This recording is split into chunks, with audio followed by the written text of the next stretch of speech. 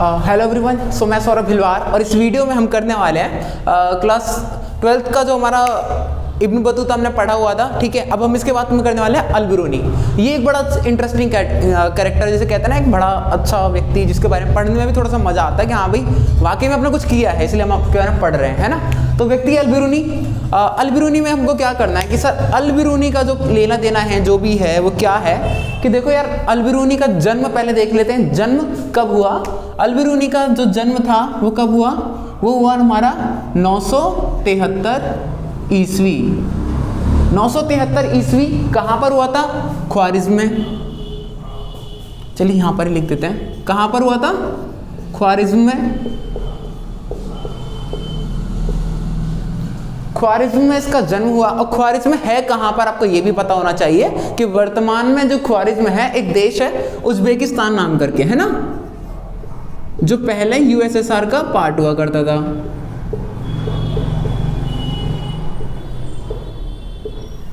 Uzbekistan. चलिए अगर हम बात करें, तीसरा जो सवाल ये है कि यार ये भारत का यात्री था, तो क्या ये भारत में स्वयं आया था या इसको लाया गया था?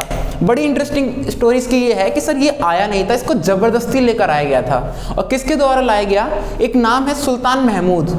ठीक है, सुल्तान महमूद एक ऐसा व्यक्ति है जिसने पता है क्या किया, जब ये अपने वहाँ पर रहा करते थे, बड़ा फेमस व्यक्ति थे, एक महान। अब कुल मिलाकर ये देखो पढ़ना कितना ज़्यादा ज़रूरी है कि किडनैपिंग भी उसी की होती है जो थोड़े बढ़िया थे पढ़ने में ना, विद्वान थे, स्कॉलर्स।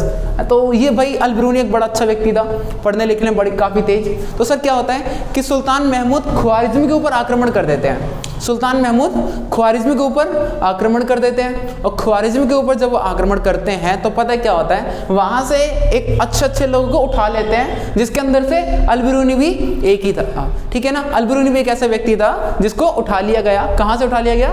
ख्वारिज़्म से। ख्वारिज़्म के ऊपर आक्रमण किया था। किसने किया था? सुल्तान महमूद ने, है ना। आक्रमण किसने किया था? सुल्तान महमूद। सुल्तान महमूद ने आक्रमण किया था।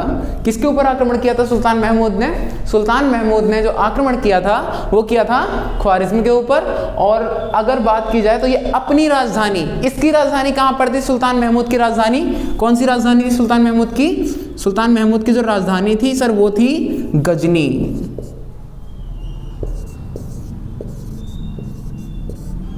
सुल्तान महमूद की राजधानी गजनी। ठीक है, ये वहां पर लेकर आया।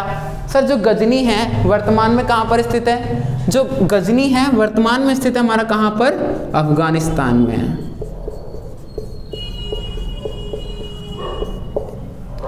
गजनी है हमारा अफगानिस्तान। चलिए, और उस समय अफगानिस्तान लगभग भारत का ही हिस्सा हुआ करता था, तो मतलब ये आ गए, एंट्री हो चुकी है इनकी कहां पर? भारत में एंट्री हो गई है सुल्तान महमूद के हाथों। ठीक है, ये कहाँ लाए गए हैं? गजनी लाए गए हैं, मतलब भारत आ गए हैं। अब भारत में आ गए हैं, चलो भारत में आना, अब पता लग गया ना कैसे भारत में आए हैं, अपने खुद नहीं आए हैं भाई, ठीक है ना, राजा के द्वारा पकड़ कर लाए गए हैं जबरदस्ती।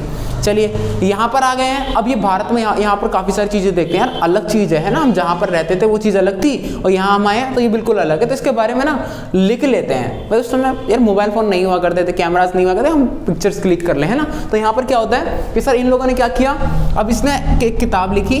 तो अब पूछा जाता है कि अल-बिरूनी के द्वारा लिखी गई किताब कौन सी है? तो अल-बिरूनी के द्वारा लिखी गई किताब कौन सी है?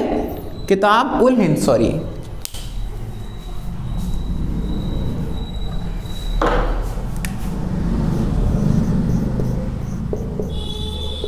किताब उल हिंद। ठीक है, किताब उल हिंद किसके द्वारा लिखी गई किताब है? ठीक है ना, ये अल-बिरूनी के द्वारा लिखी गई किताब है। चलिए अब इसके अंदर जो छठा सवाल बनता है, छठा क्वेश्चन बन सकता है, वो ये बन सकता है कि किताब उल हिंद किस भाषा में लिखी गई है? किताब उल हिंद की भाषा क्या है? तो सर ये अरबी भाषा में लिखी गई है। ठीक है, एक विशेषता इसकी और है, बहुत ही अच्छी विशेषता ये, ठीक है, कि किताब उल हिंद के अंदर कितने अध्याय थे, कितने अध्याय में, कितने भागों में विभाजित थी। एक यार किताब लिखी है पूरी, अरबी भाषा में लिखी गई है, इसके अंदर पार्ट हैं, चैप्टर्स हैं। तो पता है कितने चैप्टर्स हैं? 80 चैप्टर्स हैं इसके अंदर, 80 चैप्टर्स। 80 चैप्टर्स मतलब समझ सकते हो सर 80 अध्याय हैं। और इसकी भी एक बड़ी विशेषता रही है कि 80 अध्याय में इसने पता क्या किया, इसका लिखने का पैटर्न ही कुछ अलग था कि सबसे पहले समझाने का बड़ा तरीका कि पहले क्वेश्चन कर लेगा, पहले क्वेश्चन कर लिया, सवाल पूछ लिया, अब सवाल फिर पता क्या, फिर उसको एक्सप्लेन करेगा बाद में, फिर आंसर लिखेगा खुद ही। तो भाई 80 टॉपिक के बारे में मतलब अच्छी तरीके से हमें किताब-उल-हिंद भारत के बारे में जानकारी देती है। और इसके टॉपिक भी बहुत सारे रहे हैं। अगर हम बात करें तो सामाजिक इतिहास के बारे में बताता है ये हमको, राजनीतिक इतिहास के बारे में,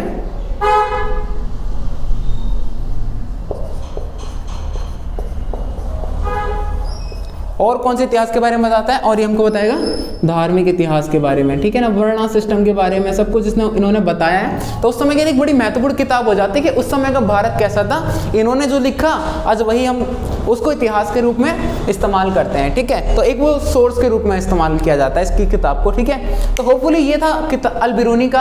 अल-बिरूनी भारत में आए, एक बुक लिखी, 80 चैप्टर वाली बुक लिखी, उसमें 80 टॉपिक थे, अलग अलग बातें बताई गई उसके अंदर, ठीक है। कैसे कैसे आया, किसके द्वारा आया, ये होपफुली कि ये तो क्लियर चीजें होंगी, ठीक है। तो चलिए देखते हैं, मिलते हैं फिर अगली वीडियो में। अगर वीडियो अच्छी लगी तो please like the video, subscribe the channel and thank you for watching the video.